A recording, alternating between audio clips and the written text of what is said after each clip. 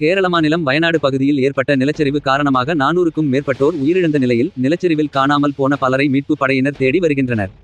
இந்த துயர சம்பவம் நாடு முழுவதும் பெரும் அதிர்ச்சியை ஏற்படுத்தியுள்ளது. இந்நிலையில் வயநாடு பகுதியில் உயிரிழந்தவர்களின் குடும்பத்தாருக்கு உதவி செய்ய வேண்டும் என்று பலரும் பல்வேறு உதவிகளை செய்து வருகின்றனர். அதன்படி ஈரோடு மாவட்டம் தாளவாடியை சேர்ந்த தன்னார்வலர்கள் மற்றும் பொதுமக்கள் சார்பில் கேரள மாநிலம் வயநாடு பகுதியில் நிலச்சரிவால் பாதிக்கப்பட்ட மக்களுக்காக அனைத்து கட்சிகள், இயக்கங்கள் மற்றும் பல்வேறு சங்கங்களும் ஒன்றிணைந்து உணவுப் பொருட்களான அரிசி, ரவை, மைதா, பிஸ்கட் மற்றும் போர்வைகள், மெத்தைகள் உள்ளிட்ட நிவாரணப் பொருட்களை கேரள மாநிலம் வயநாடு மாவட்டத்தில் கல்பெட்டா என்னும் இடத்தில் உள்ள தனியார் பள்ளியில் அமைக்கப்பட்டுள்ள முகாமில் நேரில் சென்று வழங்கினர்.